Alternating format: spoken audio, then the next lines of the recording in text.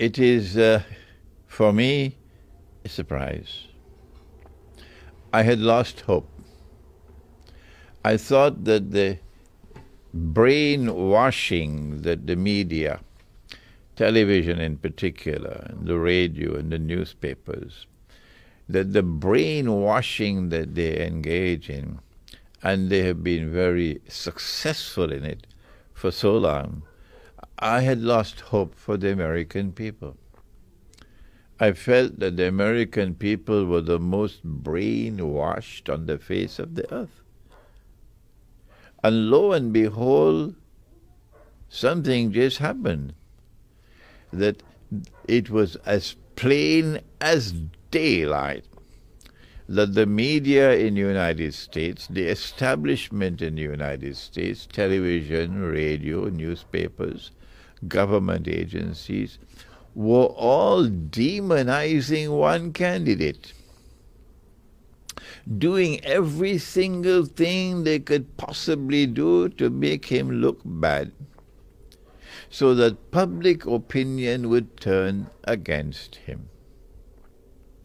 And the other candidate, who I consider to be the candidate of war, because those who control power in the United States, in Britain, France, in Germany, in NATO, are, in my opinion, lusting for war with Russia and China, because Russia and China are not prepared to bend their knees in submission. And these people have an arrogance unprecedented in history that they want to rule the whole world. Everybody must bend down, bow down, and submit to them. But Russia says no. The Russian knee will not bend to you. And China says no. The knee of China will not bend to you. And the other candidate was the one who was in harmony with this and supporting war on Russia, war on China, which would have been nuclear war. You don't need a PhD to know that. The world has never experienced nuclear war. No. The results of the elections in the United States indicate that a large number of people in the United States are still capable of thinking. And this is wonderful news. And they rejected the brainwashing from the media, and this is wonderful news. And we now have a result of the elections in the United States of America, which first of all, most important of all, has now delayed nuclear war.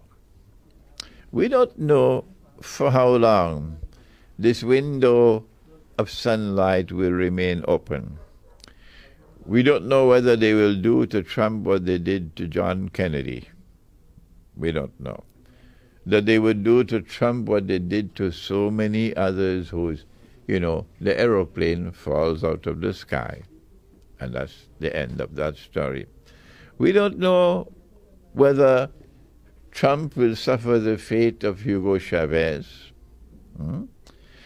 But while this window of sunlight remains, there is hope now that Britain will also refuse to submit to brainwashing. And so too France and Germany and Belgium. And so there must be panic now.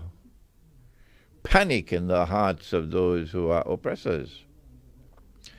And I am, of course, pleased with that kind of result.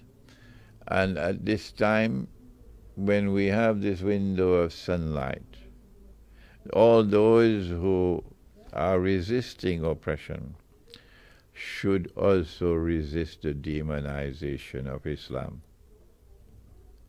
I speak as an Islamic scholar.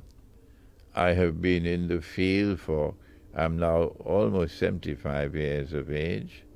And I have been blessed with a profile which is now fairly well recognized around the world, largely through the internet.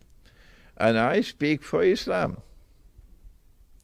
to say that we are a religion like Christianity, like Judaism, authentic Christianity, authentic Judaism. We have zero tolerance for oppression. Unfortunately, they have installed governments all over the world of Islam who are in their pockets, the pockets of the oppressors, but not the people.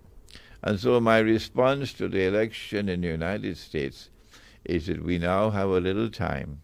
Let's use this little time. We don't know how long it'll last. Let's use this little time to reach out to each other and come together in one community of people across the borders of religions, even those who don't have a religious faith, but who are in opposition to the oppressor. Let us come together in friendship and in alliance against a common enemy.